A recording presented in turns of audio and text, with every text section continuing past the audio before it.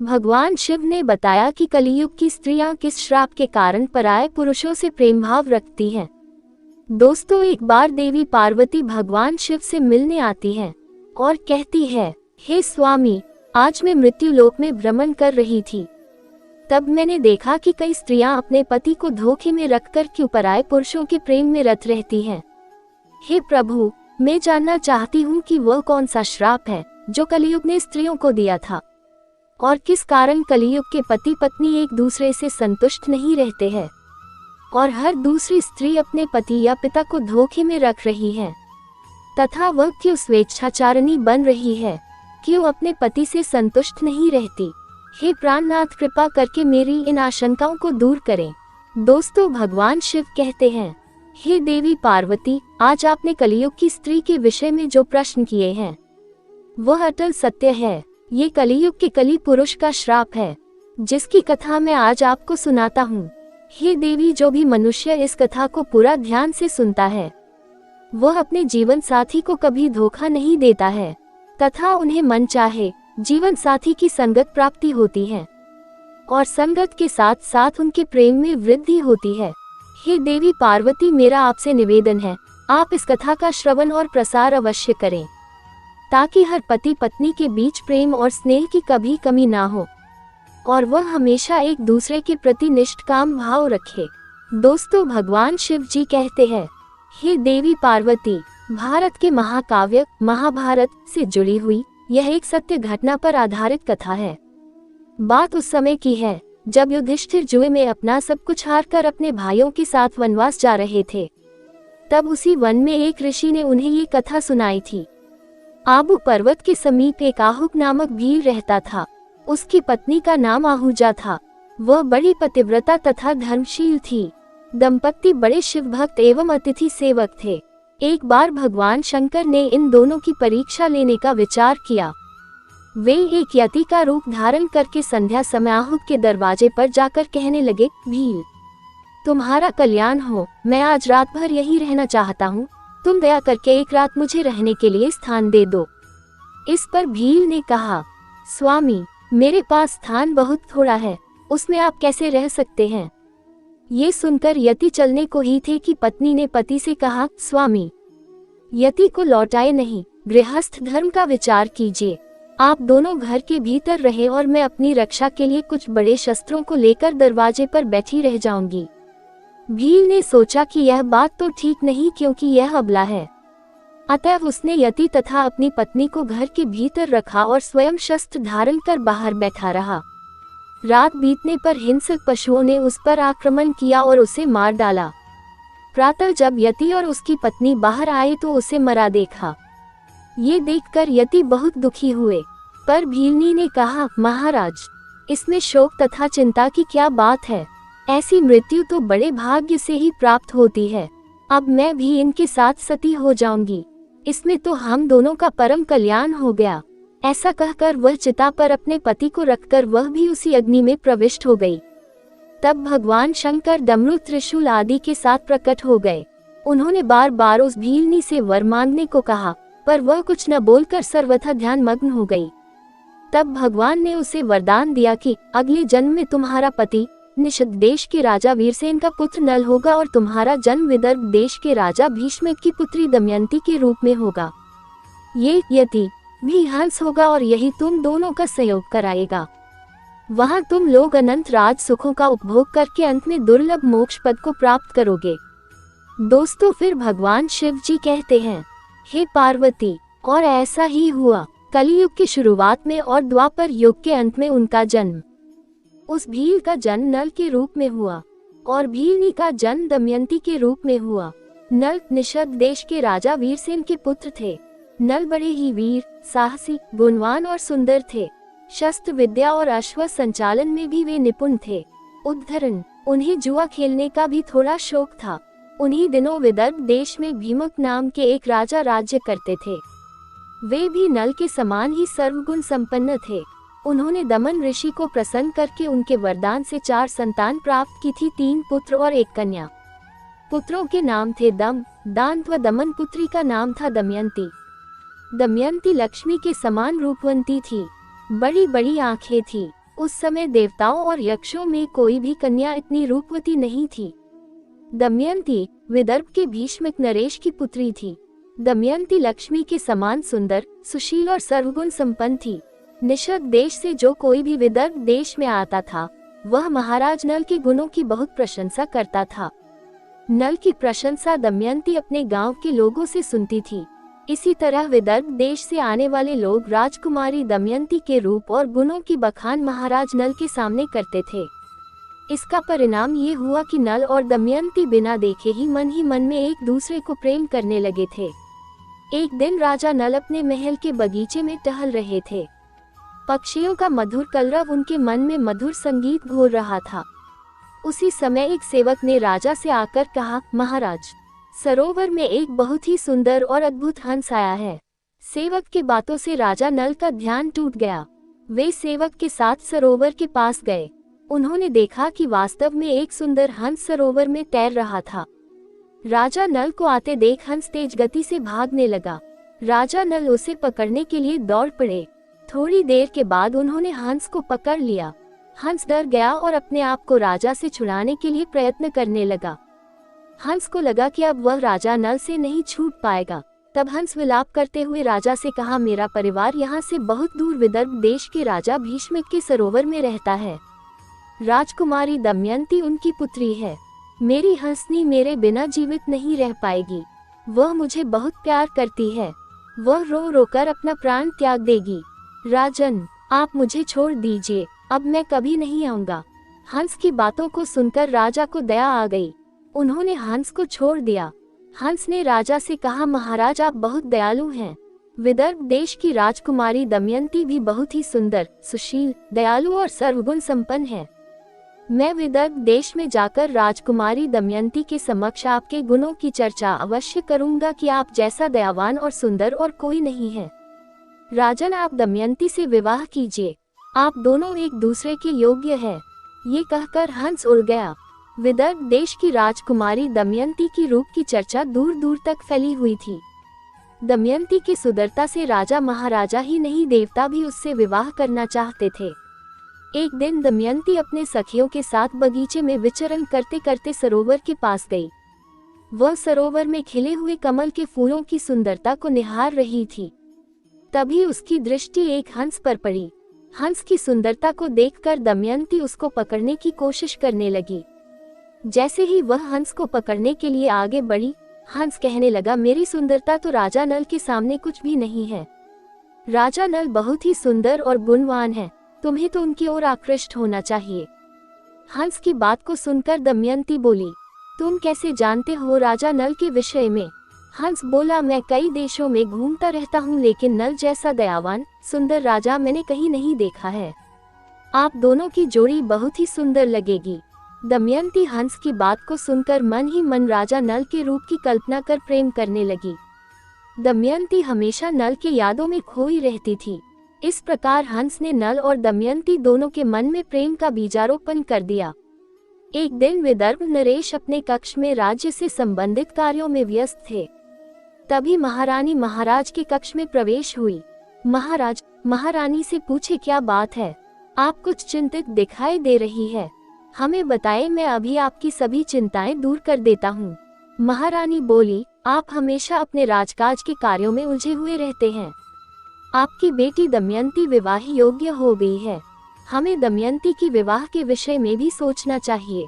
महाराज बोले, महारानी आप ठीक कह रही हैं। मैं मंत्री जी से कहकर दमयंती के स्वयंवर का निमंत्रण सभी देशों में राजाओं, महाराजाओं और राजकुमारों को भिजवा देने के लिए कहता हूँ। महाराज की बात सुनकर महारानी आश्वस्त हो गई। दूसरे दिन से ही दमयंती के स्वयंवर की तैयारियां शुरू हो गई। सभी देशों में दूर दूर तक राजकुमारी दमयंती के स्वयंवर की चर्चा होने लगी और सभी देशों में निमंत्रण पत्र भेज दिया गया। निषद देश में भी निमंत्रण भेजा गया। राजा नल निमंत्रण पत्र पाकर बहुत खुश हुए, क्योंकि राजा नल दमयंती को मन से चाहने लगे थे। दमयंती से विवाह करने के लिए केवल धरती के राजा ही नहीं, बल्कि देवता गण भी लालायित थे। दमयंती के स्वयंवर में अग्निदेव, वरुण देव, इंद्रदेव और पवन देव जा रहे थे। नल भी स्वयंवर के लिए विदर्भ जा रहे थे। देवताओं ने नल को रास्ते में रोककर पूछा, आप कहाँ जा रहे हैं? राजा नल ने कहा, मैं दमयंती के स्वयंवर में जा रहा हूँ। उन सभी देवताओं ने सोचा, नल तो हम सभी से अधिक सुंदर है, फिर दमयंती इसके सामने हमसे विवाह नहीं करेगी, वह नल को ही अपना पति स्वीकार करेगी। इस बात को सोचकर देवताओं ने कहा कि दमयंती देवताओं से विवाह करने के योग्य है, कोई मनुष्य उससे विवाह करने योग्य नहीं है। राजा नल, तुम जाओ और दमयंती से कहो कि वे हम में से ही किसी देवता को वरण कर ले। देवताओं की यह बात सुनकर राजा नल बहुत उदास हो गए। राजा नल ने देवताओं से कहा, दमयंती से तो मैं विवाह करना चाहता हूँ, मैं उससे प्रेम करता हूँ। देवगण कुपित होकर बोले, अगर तुम नहीं गए तो तुम दोनों का अनिष्ट होगा। राजा नल ने कहा, लेकिन मैं इतनी जल्दी कैसे जा सकता हूँ? देवतागण बोले, आप अपनी आंखें बंद करो, जैसे ही आप अपनी आंखें खोलेंगे आप अपने आप को दमयंती के महल में पाओगे। राजा नल ने अपनी आंखें बंद किया और जैसे ही खोला उन्होंने अपने को दमयंती के महल में पाया। राजा नल घूमते हुए महल के उपवन वाले सरोवर की तरफ बढ़े। उस सरोवर में राजा नल ने उसी हंस को अपनी हंसनी और पूरे परिवार के साथ देखकर अति प्रसन्न हुए। नल को देखकर दासियां दौड़ते हुए जाकर दमयंती को सूचना दी कि कोई राजकुमार अपने महल में आया है और वह सरोवर की तरफ घूम रहा है। राजकुमारी जी, चलिए देखिए। राजकुमारी दमयंती अपनी दासियों के साथ बाहर आकर देखते ही पहचान लिया कि यही राजा नल हैं। हंस के वर्णन के अनुसार सभी लक्षण इस व्यक्ति से मिलते थे। दमयंती उनसे प्रेम करने लगी थी, इसलिए नल को देखते ही दमयंती खुश हो गई। राजा नल भी दमयंती को प्रेम भरी नजरों से देखकर प्रेमासक्त हो उठे। हंस के वर्णन के अनुसार राजा नल के सपनों की रानी दमयंती उनके समक्ष खड़ी थी। ये कैसा समय था, ये कैसी विडंबना थी कि वे अपने प्रिय को प्रेम के लिए निवेदन भी नहीं कर सकते थे, क्योंकि वे तो देवताओं का संदेशा लेकर दमयंती को संदेश सुनाने के लिए गए थे। राजा नल ने अपने दिल पर पत्थर रखकर दमयंती से कहा, यहाँ आपके स्वयंवर में आने के लिए मैं भी आमंत्रित था। मार्ग में आते समय मुझे 4 देवता पवन देव, अग्नि देव, इंद्र देव और वरुण देव मिले थे।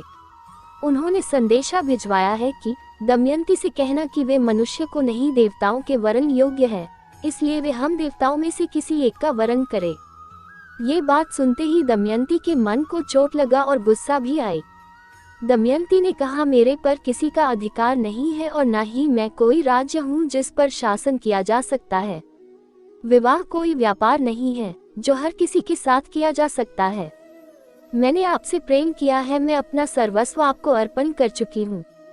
मेरा विवाह आपसे ही होगा, अन्यथा मैं कदापि विवाह नहीं करूंगी। दमयंती की बात सुनकर राजा नल अति प्रसन्न हुए। उनका अशांत मन शांत हो गया। तत्पश्चात राजा नल विवाह समारोह में शामिल हो गए। समारोह स्थल की अनोखी साज सज्जा थी। कई देशों के राजा महाराजा दमयंती के विवाह समारोह में पधारे थे। प्रजाजनों की भीड़ भी एकत्रित हो चुकी थी। हर कोई चाहता था कि वरमाला उसी के गले में पड़े। नियत समय से पूर्व सुंदरी दमयंती ने हाथ में वरमाला ले अपनी सखियों के साथ प्रवेश किया। वधू वेश में दमयंती के अलौकिक सौंदर्य को देख सभी राजा महाराजा हतप्रभ से हो गए। दमयंती धीरे धीरे वरमाला लेकर आगे बढ़ने लगी। वह जिस राजा के सामने से गुजरती उसके हृदय में आशा का संचार जग जाता और आगे बढ़ जाती तो राजा मुरझा जाते थे। दमयंती की आंखें तो राजा नल को ढूंढ रही थी। उसने राजा नल को ढूंढ ही लिया। उसने एक साथ 5-5 नल को देखा।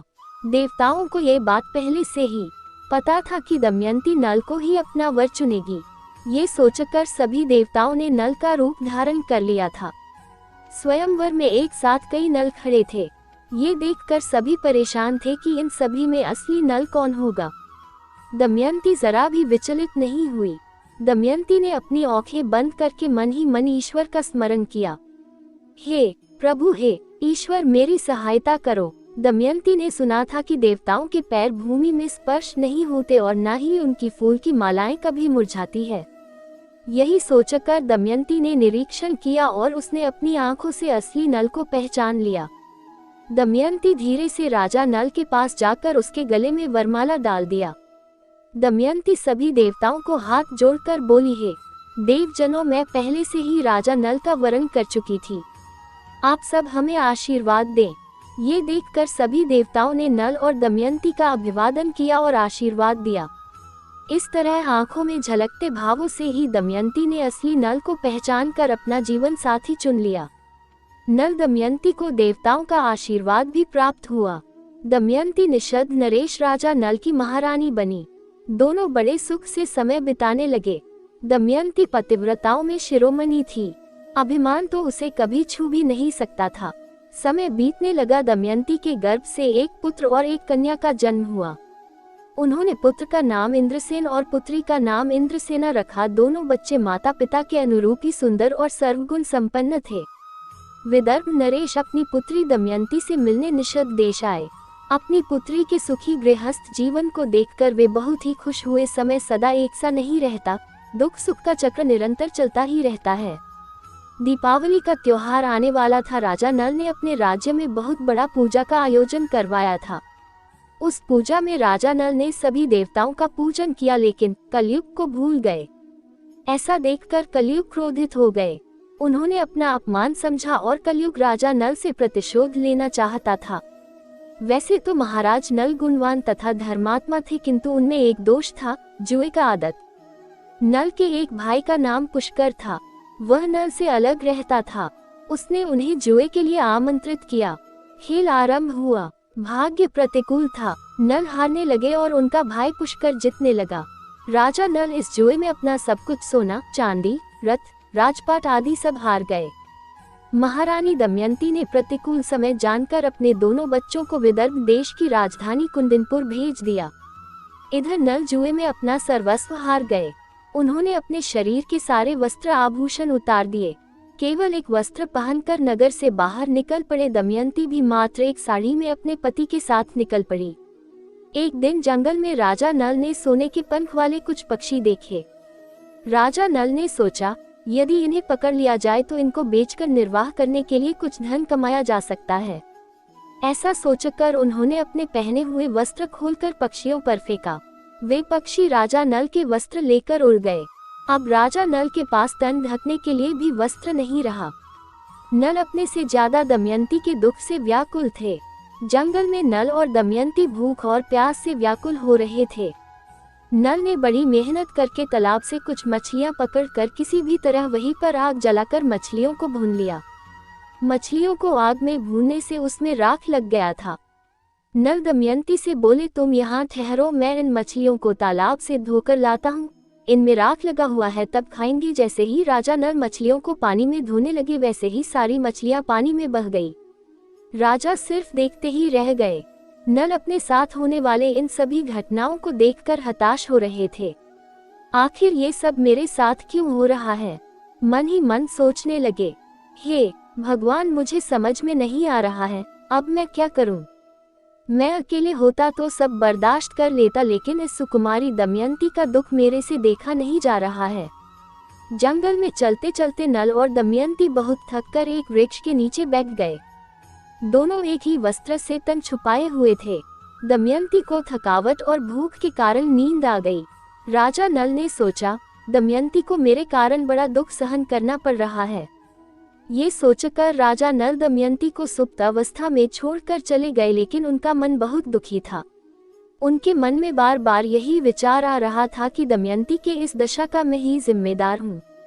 मैंने तो दमयंती को उसकी रक्षा करने का वचन दिया था, लेकिन मैं उसके इन सभी अनंत दुखों का कारण बन गया हूँ। अब मुझसे दमयंती का दुख सहा नहीं जा रहा है। यदि मैं इसे इसी अवस्था में यही छोड़कर चला जाऊंगा तो ये किसी भी तरह अपने पिताजी के पास पहुंच जाएगी। ये सोचकर नल दमयंती के आधी साड़ी को फाड़ के उसी से अपना तन ढककर दमयंती को उसी अवस्था में छोड़कर चल दिए। जब दमयंती की नींद खुली तो वो अपने को अकेला पाकर करुण विलाप करने लगी। वे भटकती भटकती जंगल के बीच में पहुंच गई। वहां जंगल में एक अजगर दमयंती को निगलने की कोशिश कर रहा था। तब अपनी रक्षा के लिए दमयंती जोर जोर से चिल्लाने लगी। दमयंती की आवाज सुनकर वहां एक व्याघ्र आया और अजगर को मारकर दमयंती को बचा लिया। दमयंती जब शांत हुई तो व्याघ्र ने पूछा, इस घने जंगल में तुम क्यों और कैसे आई? तुम कौन हो सुंदरी? दमयंती की सुंदरता पर मुग्ध होकर व्याघ्र उसे अपनी काम पिपासा का शिकार बनाना चाहता था। दमयंती उस व्याघ्र के मन की भाव को समझ गई। दमयंती ने उसे श्राप देते हुए कहा, हे भगवान, यदि मैंने अपने पति राजा नल के अलावा किसी भी परपुरुष का चिंतन नहीं किया हो तो आप इस व्याघ्र के प्राण ले लो। दमयंती के इतना कहते ही व्याघ्र के प्राण पखेरु निकल गए। इस प्रकार दमयंती दैवयोग से भटकते भटकते एक दिन चेदी नरेश सुबाहु के पास पहुंची और उसके बाद अपने पिता के पास पहुंच गई। राजा नल जिस रास्ते से जा रहे थे वहां घना जंगल था। उन्होंने देखा कि जंगल में भयानक आग लगी है। उस आग में एक नाग फंसा हुआ है। नाग निकलने की बहुत कोशिश कर रहा था लेकिन वह निकल नहीं पा रहा था। नाग को इस दशा में देखकर राजा नल को दया आ गई। उन्होंने उसे झाड़ियों से निकाल दिया। उसी समय नाग ने कहा, राजन, तुम मुझे अपने कदम से 10 कदम गिनकर आगे रखो तभी मेरा भला होगा। ये नाग धर्मराज थे जो नल का परीक्षा ले रहे थे। राजा नल ने सर्प को उठाकर अपनी कदम गिनते हुए आगे बढ़कर 10 बोले। वैसे ही नाग ने राजा नल के माथे पर डंस लिया। राजा नल चौंक कर बोले, लगता है यह मेरा काल था। अब मैं किसी को देख भी नहीं पाऊंगा और इस जंगल में मर जाऊंगा। तभी नाग ने कहा, चिंता मत करो राजन, तुम्हें कुछ भी नहीं होगा। मैंने तुम्हारी दया की परीक्षा ली है और तुम इस परीक्षा में सफल हुए हो। धर्मराज ने कहा, राजन, तुम्हारे इस सुंदर रूप रंग को देखकर कोई राजवंशी समझकर तुम्हें काम नहीं देगा। अब तुम्हारे इस कोयल की तरह काले रंग को देखकर कोई भी काम पर रख लेगा। अभी तुम्हें इसकी सख्त जरूरत है। जब तुम्हें इस काले रंग को बदलने की जरूरत पड़े तो तुम मेरा स्मरण कर लेना। मेरा स्मरण करते ही तुम्हारा रंग फिर पहले की तरह हो जाएगा। नाग धर्मराज ये कहकर चले गए। नल भटकते भटकते राजा ऋतुपर्ण के यहाँ पहुँच गए जो अयोध्या के राजा थे। राजा नल ने कहा, महाराज, मुझे नौकरी पर रख लीजिए। राजा ऋतुपर्ण पूछे, तुम्हारा नाम क्या है? तुम क्या काम जानते हो?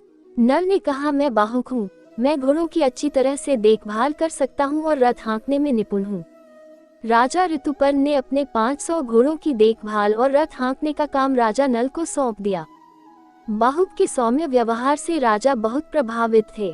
बाहुक को राजा ऋतुपर्ण के यहाँ काम करते करते बहुत समय बीत चुका था।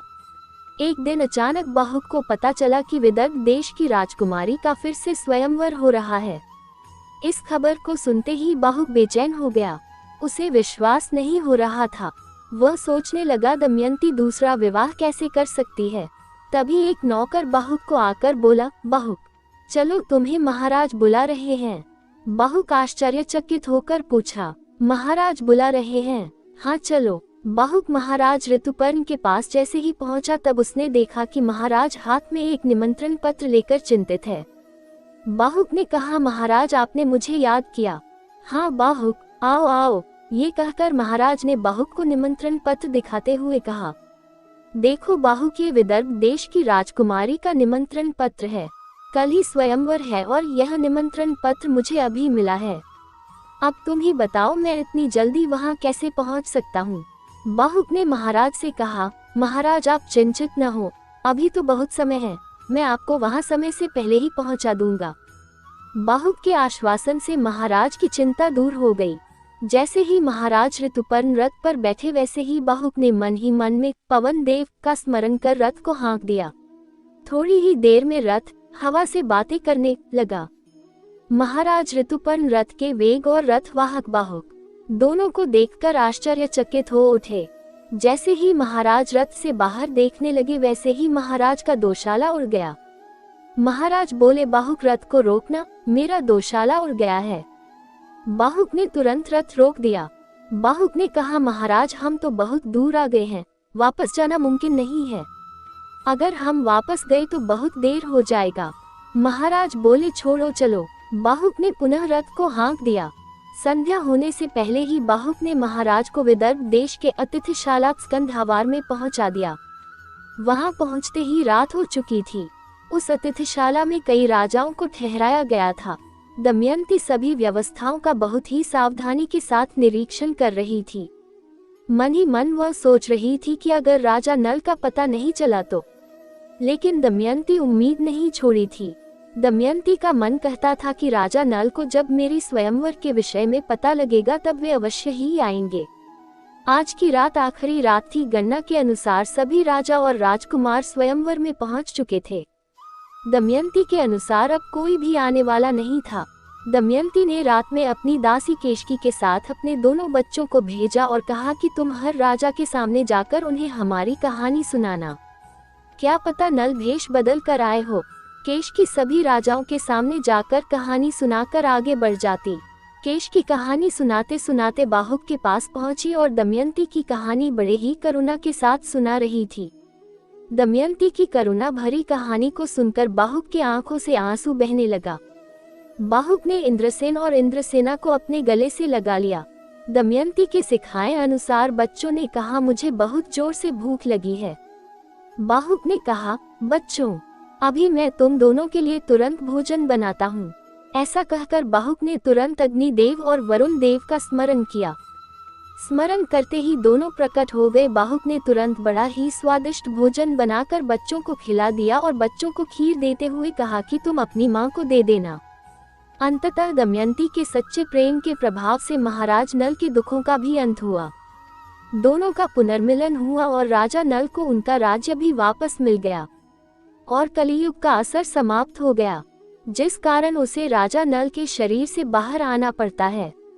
और दमयंती को उसके पति के प्रति प्रेम भाव देखकर उसे दमयंती से अत्यधिक घृणा हो जाती है। वही राजा नल भी अपने पूर्व रूप में वापस आ जाते हैं। दोस्तों, भगवान शिव कहते हैं, हे देवी पार्वती, अभी भी द्वापर युग का काल अभी शेष था, जिस कारण कलियुग नल और दमयंती को अपने वशीभूत में नहीं कर पाया। तो उसने क्रोध होकर दमयंती को श्राप दिया कि हे दमयंती, आज तो तुम मेरे वशीभूत नहीं हो पाए, अपितु मैं कलियुग की नारियों को ये श्राप देता हूँ। कलियुग कहता है कि कलियुग की स्त्रियां आलसी हो जाएगी और सुबह देर से उठेगी और संध्या काल में जरूर सोएगी।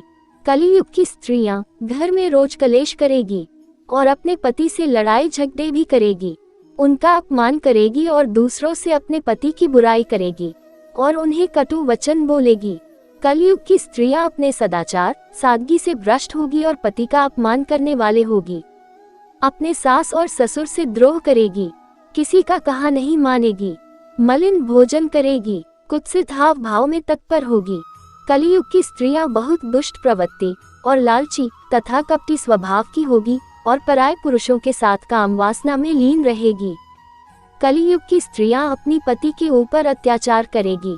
तब भगवान शिव जी कहते हैं, हे देवी पार्वती, कलयुग के श्राप के कारण कलयुग की स्त्रियां की ऐसी दशा है। तो दोस्तों, कैसी लगी आपको ये कहानी? अगर अच्छी लगी तो कमेंट में हर हर महादेव जरूर लिखें। धन्यवाद दोस्तों।